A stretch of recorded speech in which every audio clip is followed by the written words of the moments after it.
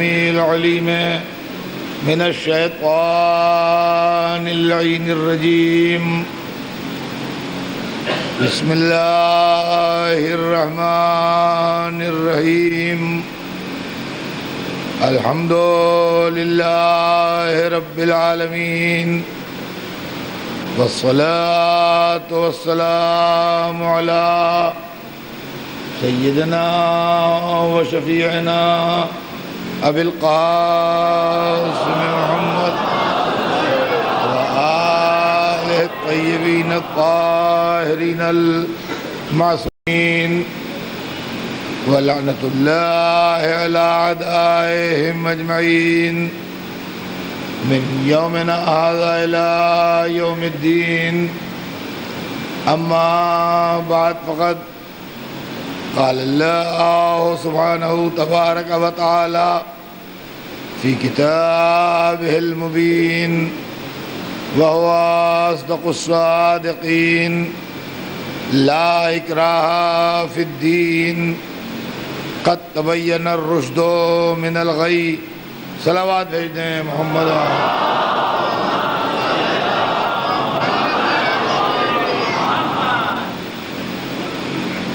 ارشاد اقدس جناب رب العزت ہے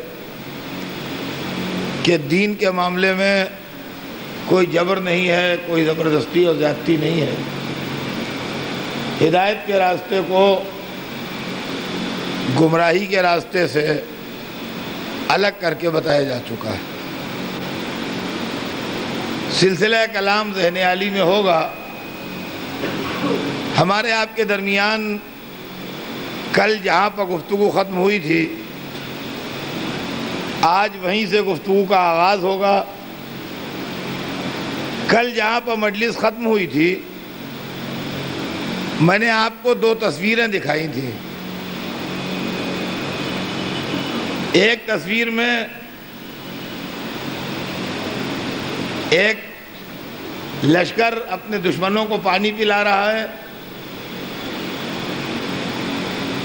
اور دوسری تصویر میں ایک لشکر اپنے مخالف کے 6 مہینے کے 3 دن کے پیاسے بچے کو تیر مار رہا ہے. چونکہ یہ دونوں کام کرنے والے، یعنی پانی پلانے والے بھی یہ کہتے ہیں کہ ہم مسلمان ہیں، اور تیر مارنے والے بھی یہ کہتے ہیں کہ ہم مسلمان ہیں. لہذا اس میں ایک ہی اسلام ہوگا، دو اسلام تو نہیں ہوں گے. اب یہ تلاش کرنا ہر مسلمان کا کام ہے کہ اس میں پانی پلانے والے اسلام کا سلسلہ کہاں کہاں ملے گا، اور تیر مارنے والے اسلام کا سلسلہ کہاں کہاں ملے گا. اس لیے کہ یہ واقعہ کوئی رسول کے 1000 برس بعد یا 1200 برس بعد یا 1400 برس بعد نہیں ہوا ہے جو کوئی یہ کہہ دے کہ بعد کے واقعات کے انفلوئنس میں لوگوں کے کردار اتنے بدل گئے کہ اصلیت کھو گئی.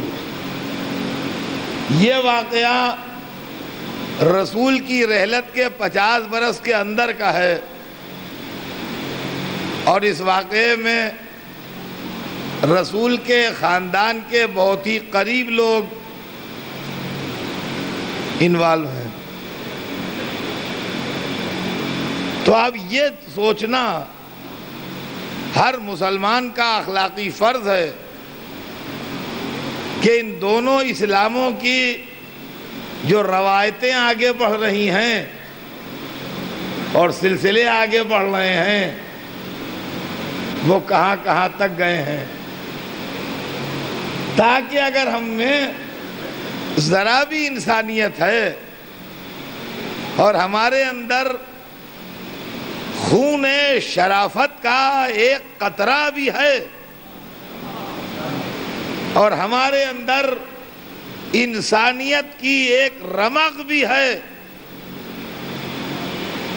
تو ہم اپنا رشتہ پانی پلانے والے اسلام سے جوڑیں، تیر مارنے والے اسلام سے نہ جوڑیں۔ اور اگر کسی کو وہی پسند ہو تو اس کا اپنا فعل ہے۔ تو عزیزان گرامی، یہ دونوں وراثتیں جو ہیں یہ کہاں ملیں گی؟ تیر مارنے والے اسلام کی وراثت آپ کو محلوں میں ملے گی، شاہی درباروں میں ملے گی، تخت حکومت کے ساتھ وابستہ ملے گی، تاج شاہی کے ساتھ وابستہ ملے گی، اور پانی پلانے والے اسلام کی وراثت آپ کو اللہ والوں میں ملے گی، مسجدوں میں ملے گی، مجلسوں میں ملے گی، امام باڑوں میں ملے گی، نام حسین کے ساتھ ملے گی، ماتم و عزاداری کے ساتھ ملے گی۔ یہ دو سلسلے ہیں جو چل رہے ہیں، ایک حکومت والا اسلام ہے اور ایک اللہ والا اسلام ہے۔ حکومت والے اسلام کی اور اللہ والے اسلام کی بالکل سیدھی اور سادی پہچان جو ہر آدمی کے بس میں ہے وہ یہ ہے کہ وہ یہ دیکھتا جائے کہ جہاں جہاں جبر ملے، جہاں جہاں تشدد ملے، جہاں جہاں وائلنس ملے، جہاں جہاں مذہب کے نام پر زبردستی اور زیادتی ملے، وہ جبر والا اسلام ہے جو حکومت سے متعلق ہے۔ اور جہاں جہاں آپ کو ٹالرنس ملے، برداشت ملے، عفو درگزر ملے، معافی ملے، دشمنوں کو معاف کر دینا ملے، دوسروں کے ساتھ اچھا سلوک کرنا ملے، وہاں وہاں لا اکراہ فی الدین والے اسلام اور اللہ والے اسلام کی وراثت۔ عزیزان گرامی، یہ ایک سلسلہ ہے جو ادھر بھی ملے گا اور ادھر بھی ملے گا۔ اب اس کے بعد میرے دوستو، تاریخ آگے بڑھتی ہے، اور اس آگے بڑھتی ہوئی تاریخ میں میں آپ سب کی توجہ، آپ سب جہاں جہاں میری آواز جا رہی ہے ان سب کی توجہ چاہتا ہوں کہ آپ اس مسئلے پر ذرا غور کریں۔ میں آپ کے سامنے ایک تصویر پیش کر رہا ہوں۔ کل میں نے 2 تصویریں پیش کی آپ کے سامنے، آج میں آپ کے سامنے ایک تیسری تصویر پیش کر رہا ہوں، اور یہ تیسری تصویر جو ہے یہ پورے 1400 برس کے اسلامی تاریخ کا خلاصہ ہے۔ پوری 1400 برس کی تاریخ کا نچوڑ ہے جو میں نے ایک تصویر میں لا کے آپ کے سامنے پیش کرنے کی کوشش کی۔ اس لیے کہ آج اسلام ایک مظلوم انسان کی حیثیت سے ہمارے سامنے کھڑا ہے۔ ہم مسلمان ہیں، میں مسلمانوں کی غیرت قومی کو اپیل کرتا ہوں کہ کیا وہ اسلام کی مدد کو نہ پہنچیں گے؟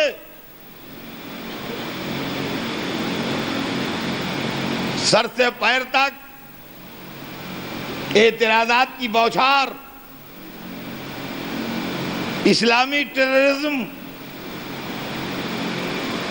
شک کی نظر سے ہر ایک دیکھ رہا ہے کہیں یہ قاتل تو نہیں، کہیں یہ ظالم تو نہیں، کہیں یہ دہشت گرد تو نہیں، کہیں یہ ایسے تو نہیں، کہیں یہ ویسے تو نہیں، اور ہم آپ صفائیاں دیتے گھوم رہے ہیں کہ ہمیں اس سے مطلب نہیں، ہمیں اس سے مطلب نہیں، ہمیں اس سے مطلب نہیں. تو اس وقت اسلام اس طرح کھڑا ہے کہ سر سے پیر تک جیسے کسی کے کپڑوں پر دھبے لگے ہوں. جو کپڑے پہنے ہو اس کے سفید لباس کے اوپر ادھر ادھر ادھر ادھر ادھر ادھر ادھر یہاں سے وہاں تک دھبے لگے ہیں. یہ کھڑا ہے بیچ میں اور کہہ رہے ہیں یہ اسلام ہے. دنیا والے مسلمان نہیں، غیر انگلیاں اٹھا اٹھا کہہ رہے ہیں یہ اسلام ہے، یہ اسلام ہے، یہ اسلام ہے، یہ اسلام ہے. اس کے ایک طرف کچھ لوگ کھڑے ہیں، مثال کے طور پر دہنی طرف کچھ لوگ کھڑے ہیں جو سر سے پیر تک خون میں نہائے ہوئے ہیں. ان کے سر سے بھی خون بہ رہا ہے، ان کے ہاتھوں سے بھی خون بہ رہا ہے، ان کے سینے سے بھی خون بہ رہا ہے، ان کے پیروں سے بھی خون بہ رہا ہے. سر سے پیر تک لہو لہان کچھ لوگ کھڑے ہیں. جب ہم نے پوچھا کہ یہ کون لوگ ہیں تو جواب ملا یہ بڑے اچھے لوگ ہیں، یہ بڑے نیک لوگ ہیں، یہ بڑے اللہ والے لوگ ہیں، یہ بڑے سخی لوگ ہیں، یہ بڑے پاکیزہ لوگ ہیں. ان کے کردار میں کوئی برائی نہیں ہے، ان کی سیرت میں کوئی خرابی نہیں ہے. ہم نے کہا کہ تم لوگ ان کے دوست معلوم ہوتے ہو،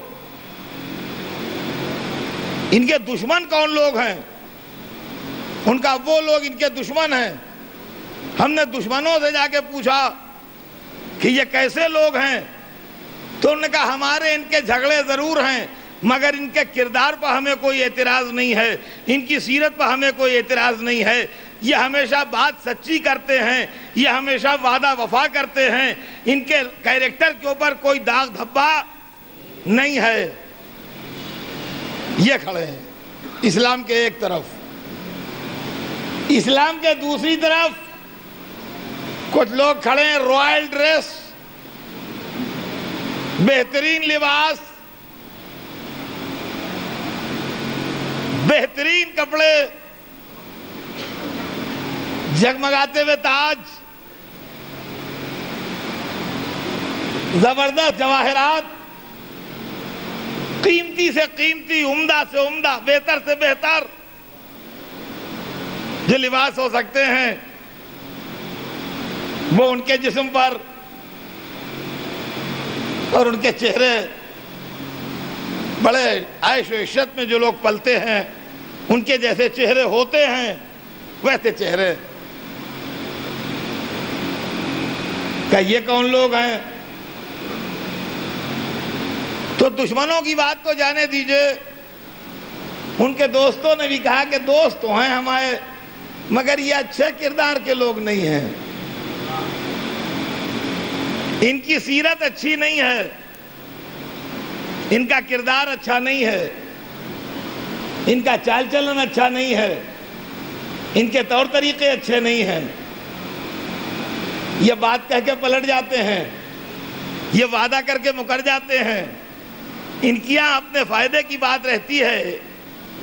یہ زیادہ اس ٹائپ کے لوگ نہیں ہیں. ان کو آپ اس لباس میں اور ان کپڑوں میں دیکھ کے بہت وہ نہ ہو جائیے گا، یہ اچھے لوگ نہیں ہیں. کچھ وجہ ہیں، ہم ان کے دوست ضرور ہیں مگر ہم ان کی طرف سے، ان کے کردار اور ان کے چال چلن کی طرف سے مطمئن نہیں ہیں. اس تصویر کو اچھی طرح ذہن میں رکھیے. یہ ہے اسلام کی 1400 برس کی تاریخ. توجہ چاہتا ہوں عزیزان گرامی، اس تصویر کو ذہن میں رکھیے. جہاں جہاں لوگ میری صورت دیکھ رہے ہیں ان کی سمجھ میں تو آ گئی ہوگی تصویر. لیکن آواز جو سن رہے ہیں وہ بھی آواز کی مدد سے اپنے ذہن میں تصویر بنا چکے ہوں گے کہ بیچ میں اسلام کھڑا ہے جس کے لباس کے اوپر دھبے پڑے ہیں، دوسری طرف کچھ لوگ کھڑے ہیں، ایک طرف جو سر سے پیر تک خون میں ڈوبے ہوئے ہیں، دوسری طرف لوگ کھڑے ہیں جو بڑے خوبصورت اور رائل ڈریس میں ہیں۔ بس یہی تصویر 1400 برس کا اسلام ہے۔ اب سنیے کہ جو لہو لوہان کیریکٹر ہیں یہ کون ہیں، اور یہ جو شاہی ڈریس میں ہیں یہ کون ہیں؟ یہ دونوں کون ہیں اس کو سنیے۔ یہ جو لہو لوہان کیریکٹر ہیں یہ وہ ہیں کہ یہ اسلام کے پہلو میں کھڑے تھے، جب بھی کسی نے اسلام پر خنجر مارا یہ سامنے آ گئے، خنجر ان کے لگ گیا، اسلام بچ گیا۔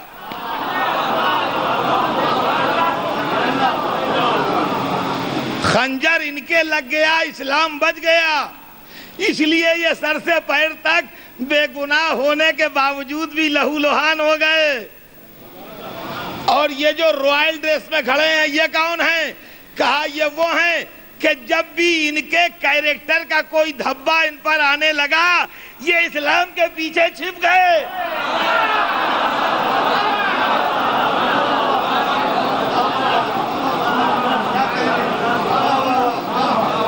یہ بچ گئے، داغ اسلام پہ آ گیا۔ تو اسلام کا سفید لباس اللہ کے یہاں آج بھی ویسا ہی بے داغ ہے جیسے روز اول تھا۔ تم ان دھبوں کو اسلام کے دامن کا دھبا نہ سمجھنا، یہ مسلمانوں کے کیریکٹر کے دھبے ہیں جو دامن اسلام۔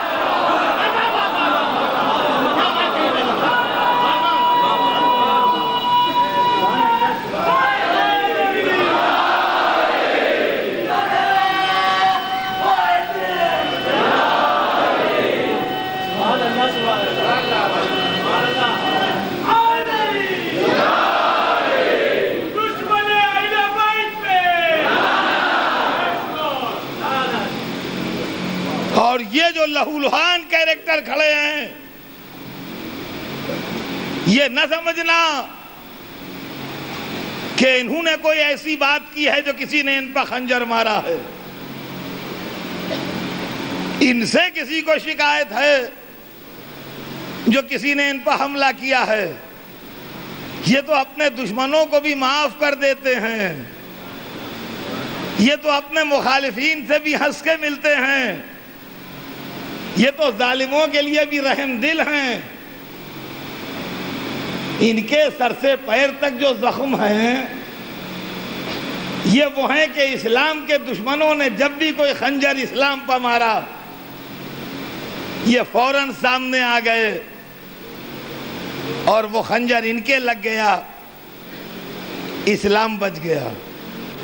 تو آج جو اسلام تمہارے سامنے زندہ کھڑا ہے یہ ان لہو لوہان کرداروں کی دین ہے، ورنہ یہ سارے حربے اسلام پہ ہوتے، لیکن انہوں نے ہر مرتبہ آن کے اسلام کو بچا لیا۔ عزیزان گرامی، یہ مختصر تاریخ ہے 1400 سال کی، یہ مختصر تاریخ ہے 1400 سال کی، جو میں نے آپ کو ایک چھوٹی سی مثال کے ذریعے سنانے کی کوشش کی ہے۔ ملوکیت ہمیشہ ظلم کرتی رہی، ناانصافی کرتی رہی، زیادتی کرتی رہی۔ جیسا کہ میں نے کل آپ کو سنایا کہ عالم اسلام کے سارے مفکر، سارے دانشور، سارے عالم اس حقیقت کو تسلیم کر چکے کہ رسول اللہ کے 30 برس کے بعد اسلام بہرحال ملوکیت میں تبدیل ہو گیا. اور اس وقت سے جو ملوکیت کا سلسلہ چلا تو آج تک وہ سلسلہ اسلام میں جاری ہے. اور بادشاہوں کے اپنے کردار اور بادشاہوں کی اپنی سیرتیں، چاہے وہ 1400 برس پہلے کی سیرتیں ہوں یا 1200 برس پہلے کی سیرتیں ہوں یا 1000 برس پہلے کی سیرتیں ہوں یا 800 برس یا 600 برس یا 400 برس یا 200 برس یا آج، اس سے کوئی فرق نہیں پڑتا. آج بھی عالم اسلام کا وہی حال ہے، خطا معاف، جو آج سے 1400 برس پہلے تھا. ماسس کی کوئی آواز نہ کل تھی نہ آج ہے. سربراہوں کے فیصلے طاقت کے زور پر، تلوار کے زور پر، بندوق کے زور پر، بموں کے زور پر نافذ کر دیے جاتے ہیں اور وہی نافذ رہتے ہیں. تو عزیزان گرامی، سربراہ نہ کل بدلے تھے نہ آج بدلے، اور دین میں اس کے نتیجے میں جو خرابی پیدا ہوئی ہے وہ سنیے گا. اس کے نتیجے میں دین میں جو خرابی پیدا ہوئی وہ یہ ہوئی کہ اسلام ٹکڑوں میں بٹ کے انتشار کا شکار ہو گیا. جب اللہ ایک ہے، جب رسول ایک ہے، جب قرآن ایک ہے، جب کعبہ ایک ہے، تو مسلمانوں میں نظریات کا اختلاف کیسا؟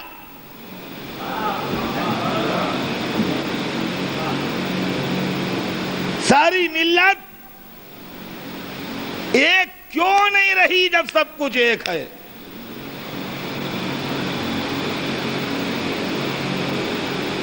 جب سب کچھ ایک ہے تو انتشار کیسا؟ عزیزان گرامی، جب ننھے ذرے مل جاتے ہیں تو پہاڑ کہلاتا ہے، اور جب منتشر ہو جاتے ہیں تو ڈیزرٹ بن جاتا ہے. جب عمارت کا سامان منتشر ہوتا ہے تو ملبہ کہلاتا ہے، جب وہی منظم ہو جاتا ہے تو محل کہلاتا ہے.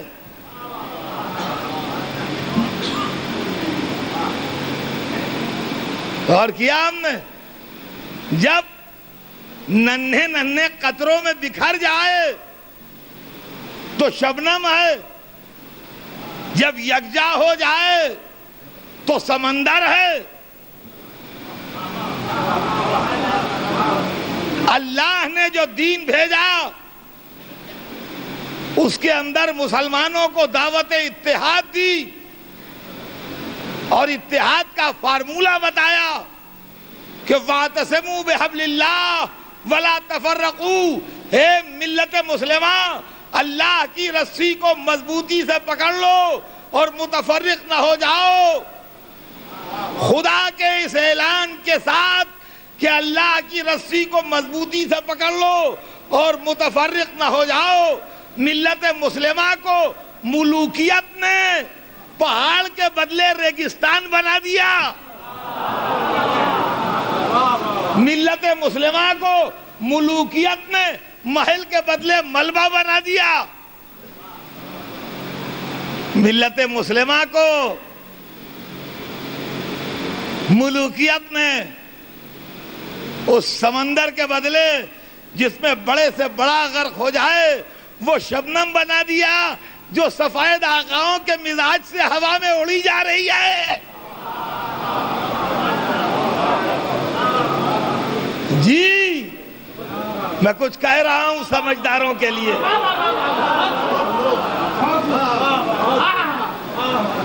کیا آپ کا دل ان حالات پر نہیں روتا؟ کیا آپ نہیں سوچتے کہ یہ کیا ہو رہا ہے دنیا میں؟ کیا آپ کو احساس نہیں ہوتا؟ مذہب جب ملوکیت میں بدلا، ریلیجن جب امپائر میں تبدیل ہوا، تو انجام یہ ہوا جو آپ کے سامنے ہے. یہ کیوں ہوا؟ یہ کیسے ہوا؟ اس کا راز کیا تھا؟ آج کہیں کوئی معاملہ ہوتا ہے تو آج کی سویلائزڈ دنیا کا ایک مزاج ہے، اور وہ یہ ہے کہ کہیں کوئی ٹرین کا ڈریلمنٹ ہو جائے، 100-200 آدمی مر جائیں، یا کہیں کوئی ٹکراؤ ہو جائے، کلیش ہو جائے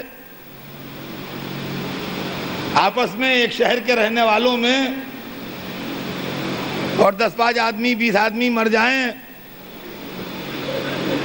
کہیں کوئی اور اسی طریقے کا کوئی انٹورڈ سچویشن پیدا ہو جائے، کوئی نامناسب شکل کہیں کچھ ہو جائے، کسی معاملے میں کوئی بڑا غبن ہو جائے، کوئی بڑا امپیزلمنٹ ہو جائے، کوئی بڑی کمپنی جس میں لوگوں کا کروڑوں روپیہ انویسٹ کیا ہوا ہو ڈوب جائے، تو فوراً ایک سوال ہوتا ہے، انکوائری ہونا چاہیے.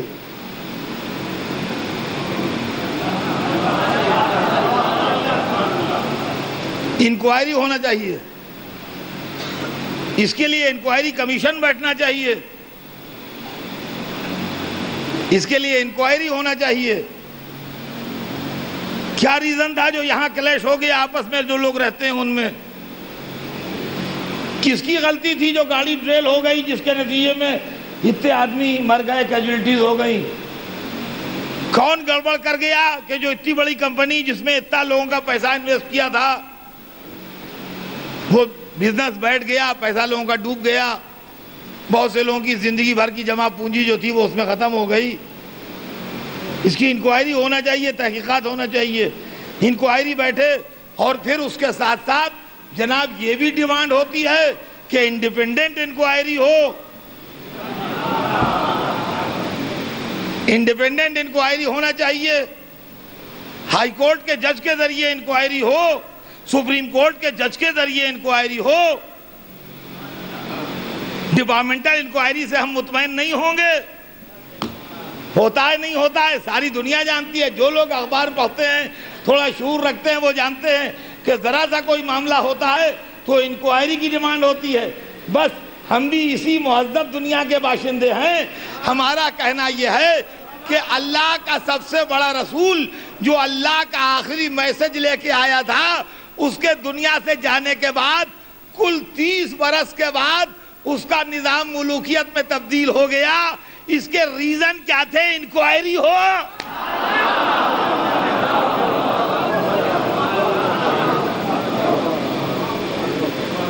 کیوں صاحب؟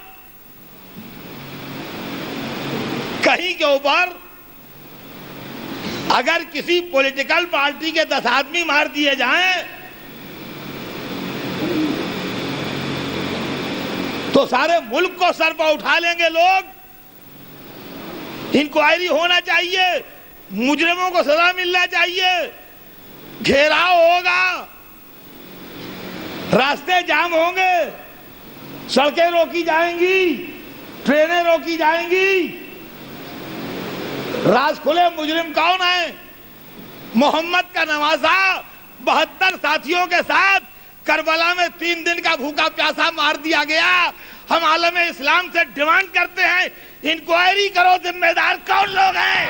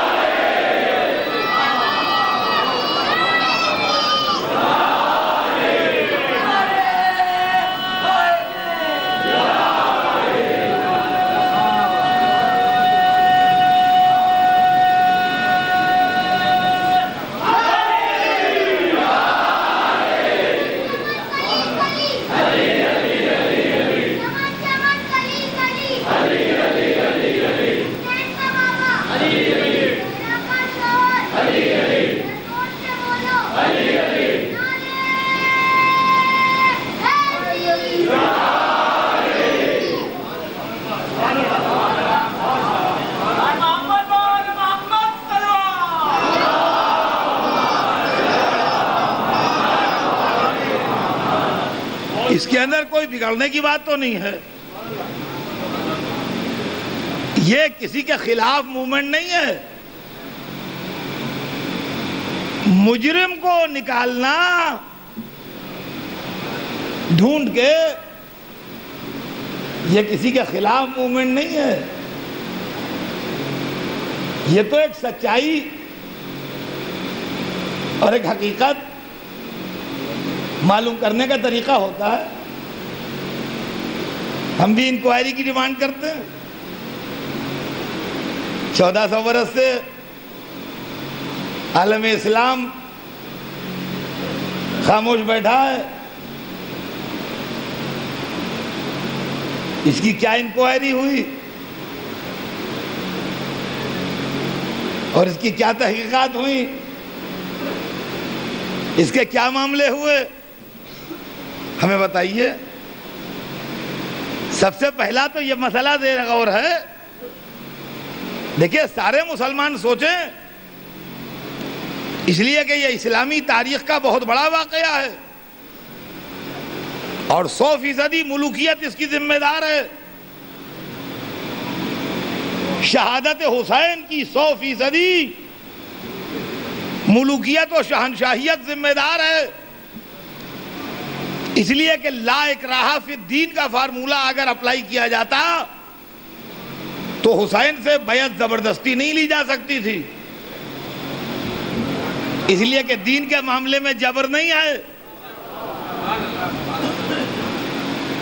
اگر لا اکراہ فی الدین کا قرآنی فارمولہ اپلائی کیا جاتا انکار بیعت حسین پر تو یزید کو زبردستی کرنے کا کوئی حق نہیں تھا. اگر اس کی بیعت دین ہوتی تو بیعت پیش کر سکتا تھا، زبردستی لے نہیں سکتا تھا بیعت. تو عزیزان گرامی، حسین کے اوپر جو دباؤ ڈالا گیا بیعت کرنے کا، یہ دباؤ بتا رہا ہے کہ یہ مذہب کی تھیوری نہیں تھی بلکہ ملوکیت و سلطنت و شہنشاہیت کی تھیوری تھی. اس لیے کہ مزاج سلطنت ہے دباؤ ڈالنا، مزاج مذہب نہیں ہے دباؤ ڈالنا.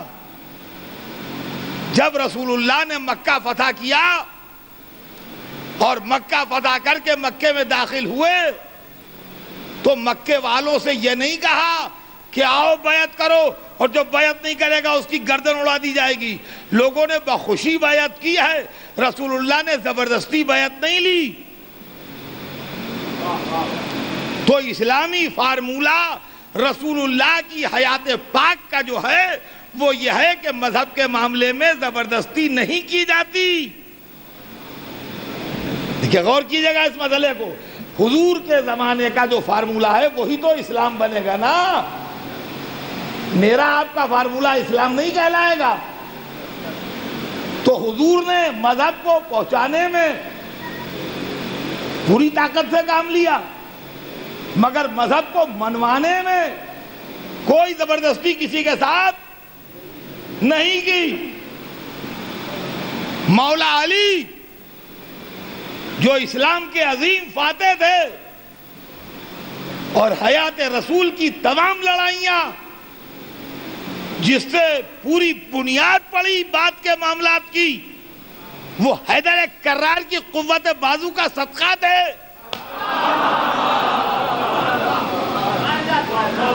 لیکن لڑائی میں علی کا فارمولہ کیا تھا؟ علی بہادر بہت بڑے تھے، شیر خدا تھے، مگر شیر خدا کے معنی یہ نہیں ہے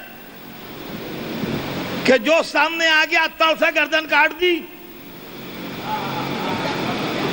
ہاں بھائی شیر خدا تھے تو شیر خدا کے معنی یہ نہیں ہے کہ جو سامنے آیا سٹ سے گردن اڑا دی. اور علی گردن اڑاتے بھی کیسے؟ اگر خالی شیر ہوتے تو گردن اڑا دیتے، وہ تو شیر خدا تھے.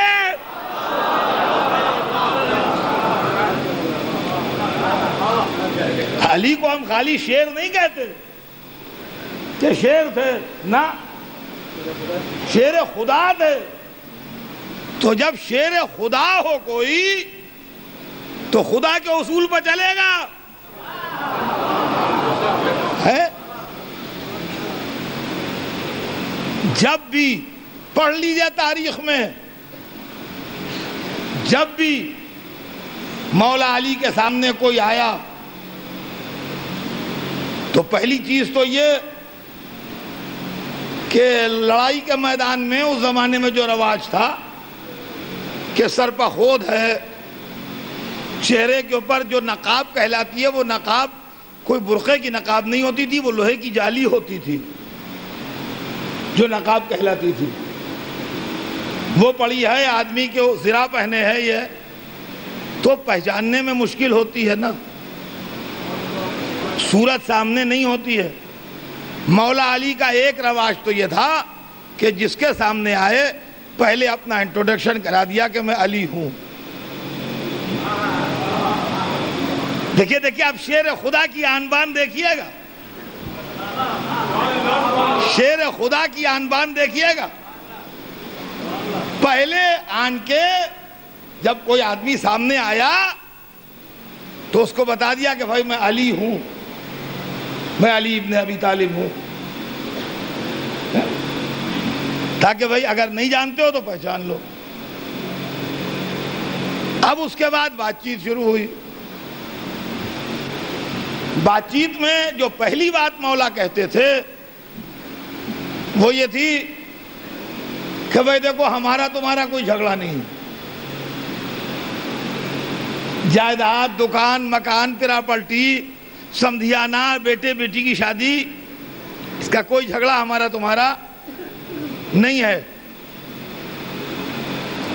ہمارا ایک فلسفہ ہے، ہماری ایک فکر ہے، ہمارا ایک نظریہ ہے، ہم ایک مذہب کو مانتے ہیں،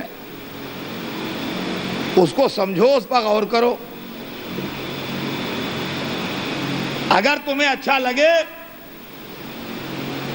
تو تم اس کو ایکسپٹ کر لو. پہلی بات. اب جب وہ کہتا تھا کہ نہیں ہم اسلام تو قبول نہیں کریں گے، تمہارا مذہب، تمہارا پیغام جو ہے اس کو ہم ایکسپٹ کرنے کے لیے تیار نہیں ہیں،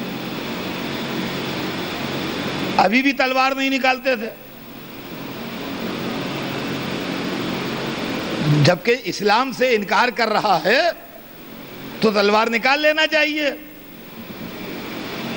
مگر علی بادشاہت نہیں پیش کرتے تھے، اس کو دین پیش کرتے تھے. لا اکراہ فی الدین، دین میں جبر ہے نہیں.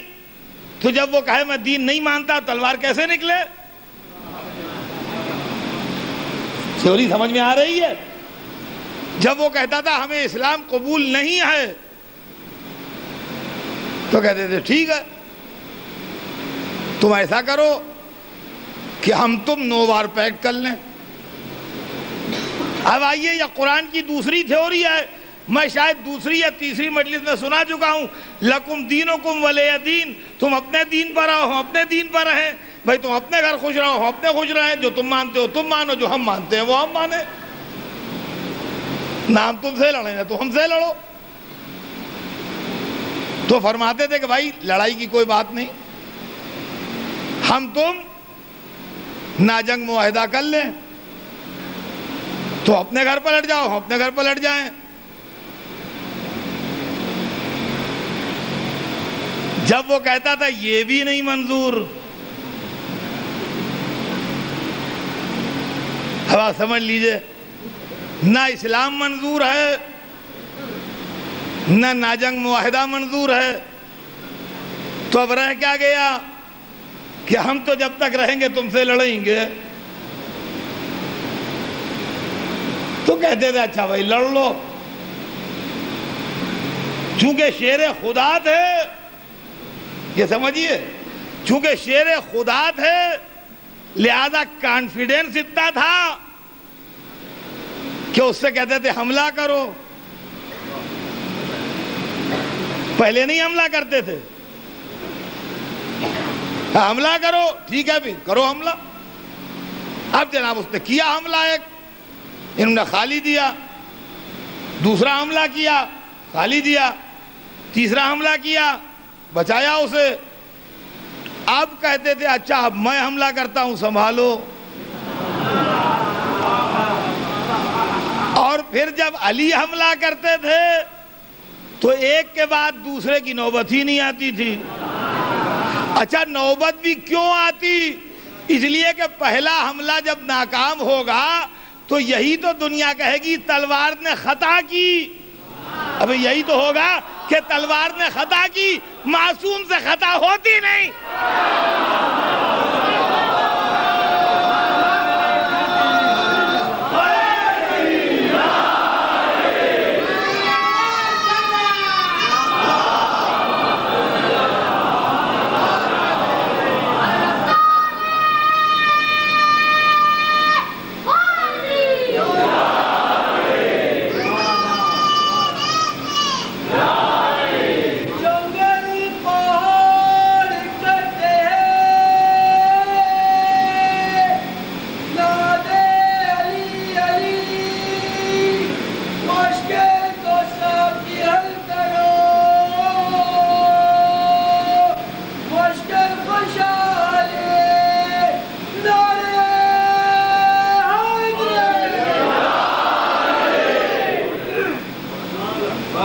تو عزیزان گرامی، میں جو بات آپ سے عرض کر رہا تھا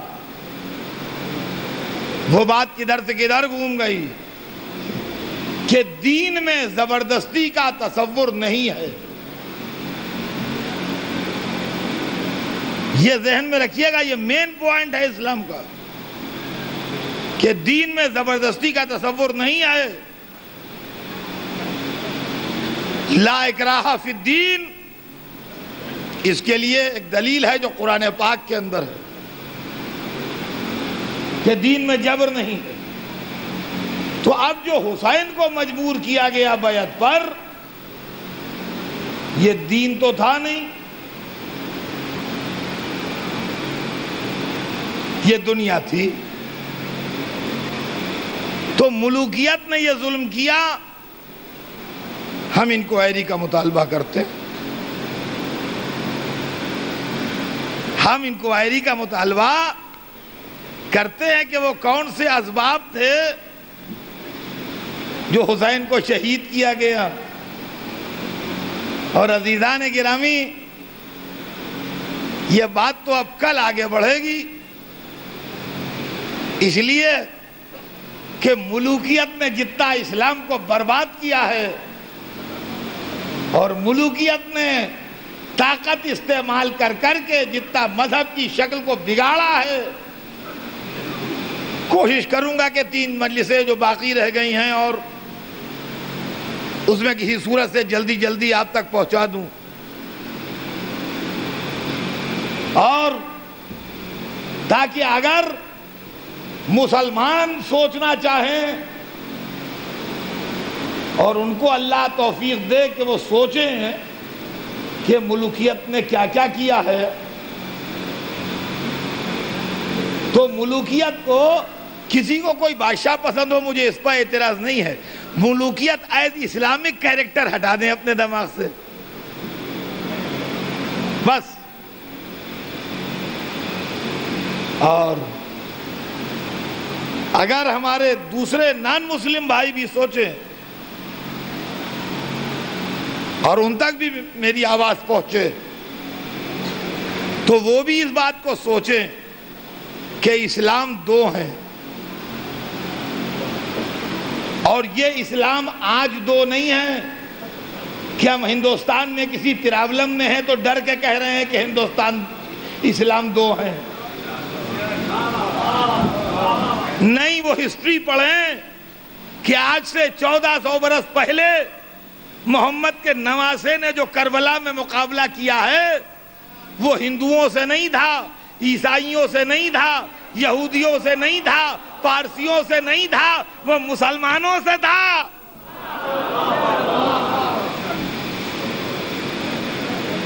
تو اس کا مطلب ہی ہے کہ شروع سے گڑبڑ ہے۔ لہذا جب وہ اسلام کے تعلق سے اپنے نظریات قائم کریں تو خالی مسلمان بادشاہوں کو دیکھ کے نہ قائم کریں، بلکہ کچھ مذہبی رہنماؤں کو بھی دیکھ لیں، شاید ان کے کردار میں بھی کچھ روشنی پیدا ہو جائے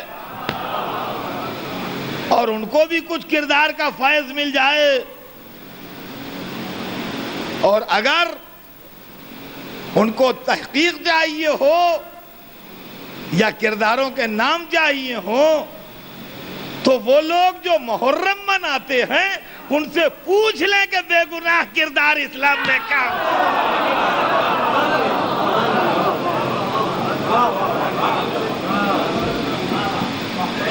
بس عزیزوں، بات کل آگے بڑھے گی اگر زندگی رہی۔ خالی آخری جملہ یاد رکھا کیجئے ریفرنس کے لیے دوسرے دن کے۔ کل آخری منزل پر 2 تصویریں پیش کی تھی، آج وہاں سے بات آگے بڑھی۔ آج کا آخری جملہ یہی ہے کہ ہماری ڈیمانڈ انکوائری کی ہے کہ اسلام ملوکیت میں کیسے تبدیل ہوا، اس کی انکوائری ہو۔ واقعہ کربلا کا ذمہ دار کون ہے، اس کی انکوائری ہو۔ بس، اور کوئی بہت بڑی ڈیمانڈ نہیں۔ اور انڈیپینڈنٹ انکوائری ہونا چاہیے۔ اب انڈیپینڈنٹ انکوائری کیسے ہوگی، اس میں جج کون بنے گا جو انکوائری کرے، یہ کل سناؤں گا۔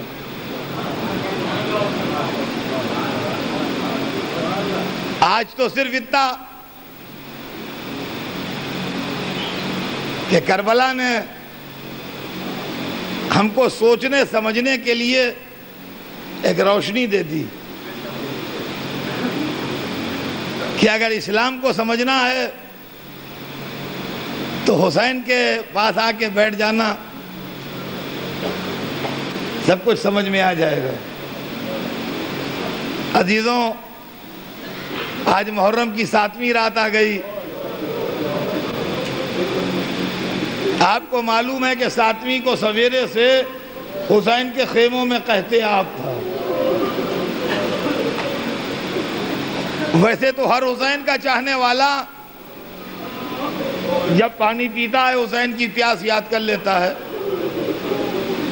لیکن کل سے جو پانی پیجیے گا تو یہ ضرور سوچ لیجئے گا کہ کربلا میں حسین ننھے ننھے بچوں کے ساتھ پیاسے ہیں۔ خیام حسینی سے العطش العطش العطش، ہائے پیاس۔ خدا کی قسم انسانیت کانپ جائے جب ہم تاریخ میں یہ پڑھتے ہیں کہ حسین کے خاندان کے چھوٹے چھوٹے بچے زمین پر گر کے تڑپتے تھے۔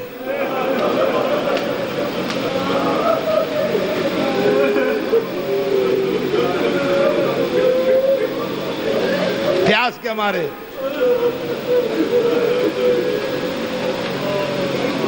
اور بے حیا دشمن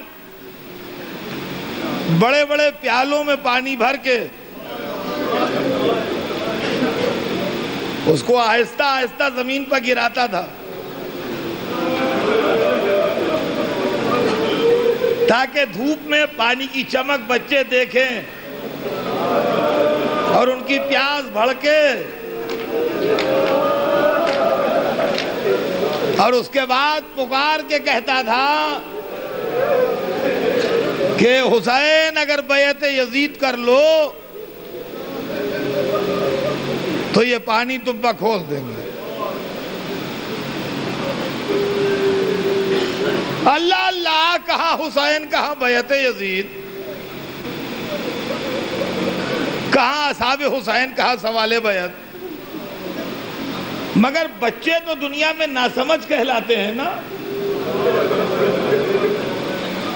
بچوں کی کسی بات کا کوئی وہ نہیں ہوتا، مگر دنیا کے سمجھدار حسین کے بچوں پر نثار کسی بچے نے بھی یہ نہ کہا مولا بیعت کر لیجئے بہت پیاس ہے۔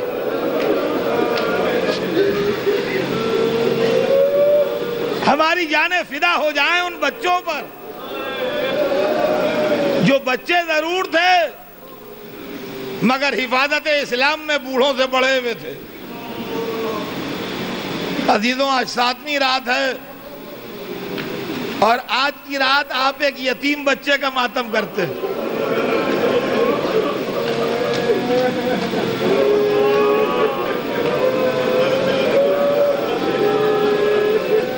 ہاں، رو لیجئے، اب یہ رونے کی راتیں ہیں۔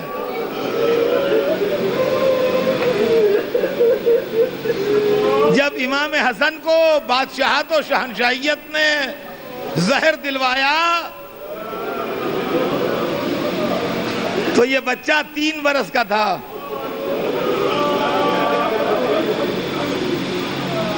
تین برس کا بچہ عام طور سے ناسمجھ ہوتا ہے، مگر یہ حسن کا بیٹا تھا، علی کا پوتا تھا۔ یہ 3 برس کا ضرور تھا مگر ناسمجھ نہیں تھا۔ باپ نے بلایا، بچے کو کلیجے سے لگایا، آخری بار پیار کیا اور ایک تعویذ بازو پر باندھ دیا۔ کہا بیٹا جب کسی ایسی مصیبت میں پھنسنا کہ جس میں کوئی راستہ سمجھ میں نہ آ رہا ہو تو اس تعویذ کو کھول کے پڑھ لینا۔ بچے کے بازو پر تعویذ باندھنے کے تھوڑی دیر کے بعد باپ دنیا سے چلا گیا۔ بچہ یتیم ضرور ہو گیا مگر چچا زندہ تھا۔ چچا نے بچے کو اپنے کلیجے سے لگایا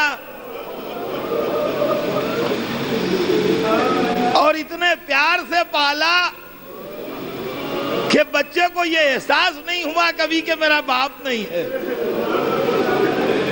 حسین کے اپنے بیٹے کو زینب پال رہی تھی اور حسن کے بیٹے کو حسین پال رہے تھے۔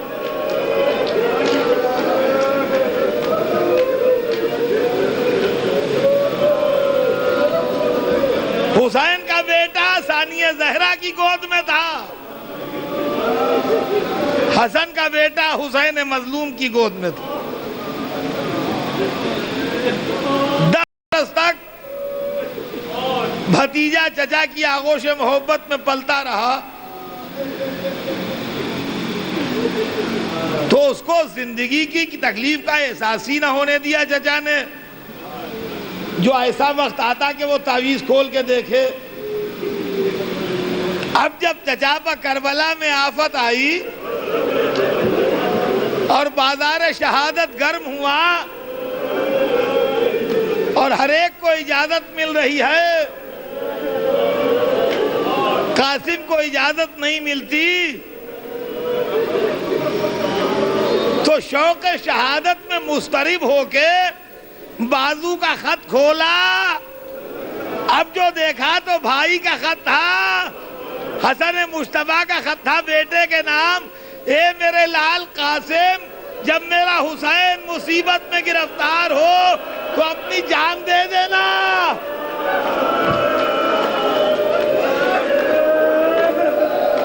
ہاں، رو لیجئے 2 منٹ۔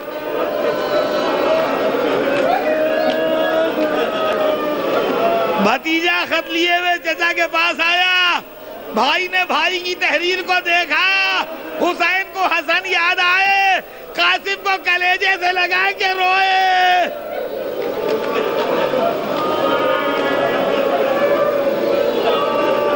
ہاں عزیزان گرامی،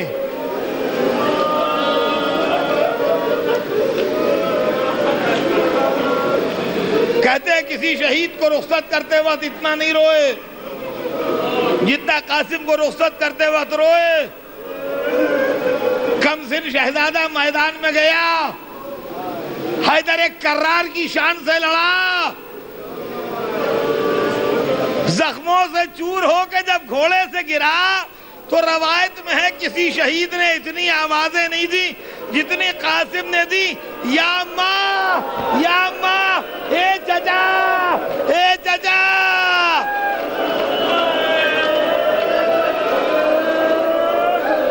ہاں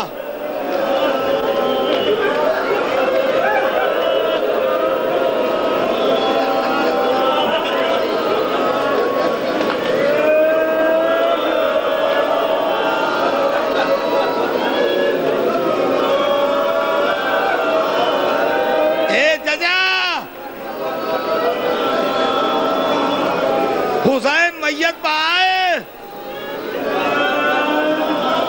تو قاسم دنیا سے جا چکے تھے، منہ پہ منہ رکھ دیا، کہا بیٹا تیرا چچا آ گیا۔ عزیزان گرامی، میں یہ مصائب قریب قریب ہر سال پڑھتا ہوں، مگر یہ معجزہ ہے کہ آپ ہر سال روتے ہیں۔ روایت کا جملہ سنیے، روایت میں ہے کہ ہر شہید کی میت حسین مقتل سے لے آئے،